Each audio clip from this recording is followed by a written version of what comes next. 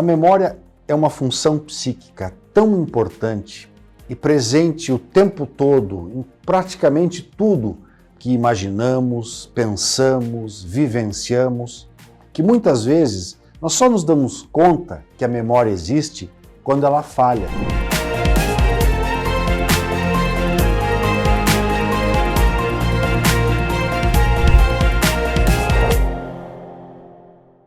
Muitas coisas interferem na memória. O estresse talvez seja o seu maior inimigo, um fator que determina respostas neuropsiquiátricas importantes que vão culminar num prejuízo nas capacidades de memorização no sistema mente e cérebro. O estresse, na verdade, ele é uma resposta do organismo diante de algum evento, seja do seu mundo interior, da sua vivência psíquica ou exterior, tido como hostil. Quando isso acontece, o corpo entra num estado de preparação para uma reação. Esse estado específico de estresse, é importante nós frisarmos que ele pode ter várias causas diferentes. Ele pode ter uma base psicológica através de alguma preocupação, medo, ele pode originar-se de alguma doença que o indivíduo sofre, de algum problema existencial que esteja acometendo a pessoa, de alguma alimentação inadequada, algum hábito nocivo, uma noite mal dormida. Todos esses fatores criam perturbações dentro do organismo que cursam com essa resposta estressora. Os eventos que possuem maior carga emocional ou afetiva são aqueles que são gravados mais fortemente no cérebro. O medo talvez seja um dos exemplos mais clássicos. A pessoa procura aprender sobre uma experiência de medo para evitá-la no futuro, para evitar problemas futuros. Mas esse mecanismo ele vai até certo ponto. As experiências que cursam com estresse tende a acontecer o contrário. No estresse existe uma liberação de glicocorticoides pela suprarrenal, que são substâncias hormonais que tendem a interferir negativamente nas sinapses cerebrais, determinando problemas de memorização. Nós sabemos que o estresse ele é uma cascata de eventos sucedidos frente a alguma situação tida como hostil e que o organismo, então, tenta achar uma saída para ela. Muitas vezes essa saída é se preparar para reagir ou para fugir ou lutar.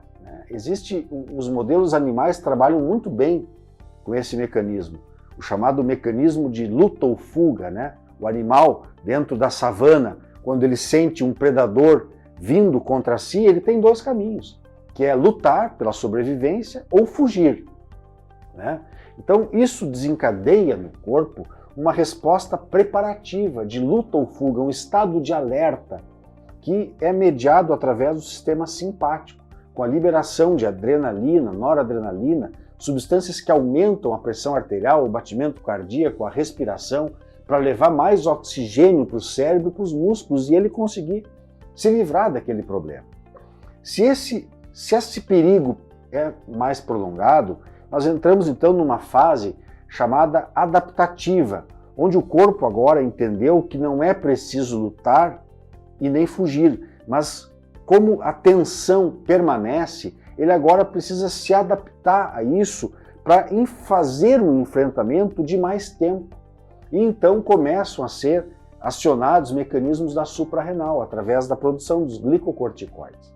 Os corticoides eles vão interferir negativamente na memória, tanto na consolidação, porque eles vão provocar perturbação na síntese proteica, quanto na evocação, que é trazer uma informação já lembrada lá do cérebro à tona. Os famosos brancos, os lapsos de memória, os brancos, justamente acontecem por esse mecanismo. É uma falha na evocação da memória. Uma pessoa que lá vai fazer um discurso e na hora tranca a fala, acontece isso. Ela bloqueou a evocação por um mecanismo de estresse mediado pelo cortisol. Se a perturbação continua, o corpo entra agora no chamado mecanismo de resistência duradoura, onde então são produzidas outras substâncias como a aldosterona, que começa então a ser uma resposta mal adaptativa. É como se o organismo não conseguisse mais reagir da forma adequada e mecanismos mais disfuncionais começam a aparecer. E aí então surgem as lesões nos órgãos-alvo. Começa a haver processo de neurodegeneração, alterações funcionais bioquímicas mais graves. Nesse primeiro momento, como o estresse ele vai interferir sobretudo em áreas mais sensoriais do córtex, a memória de mais longo prazo, num primeiro momento, é perdida. Um animal lutando pela sobrevivência, uma das coisas menos necessárias é lembrar de fatos do passado, ele precisa estar centrado aqui no presente. Só que à medida que o estado de resistência duradoura vai determinando estresse oxidativo, outras perturbações bioquímicas, isso leva também a um prejuízo das funções do córtex pré-frontal do cérebro, que é uma região de mais alerta e é também a região que está vinculada à chamada memória de trabalho, que é a memória online, imediata. Essa memória de trabalho ela é fundamental para que a pessoa se mantenha conectada no dia a dia, mandar um e-mail, fazer um telefonema. E esse estresse então prolongado, ligado a esse quadro de exaustão, determina importantes prejuízos. A pessoa perde inteligência. Tudo isso está ligado a esse consumo de hormônios, de substâncias antioxidantes endógenas, de vitaminas, de minerais. Essa depressão provocada pelo estresse vai acabar determinando sintomas psiquiátricos, depressão, ansiedade, insônia. No momento que a pessoa passa a dormir mal, isso então ganha um aspecto de uma intensificação ainda pior, porque o sono ele é um aspecto fundamental na memória.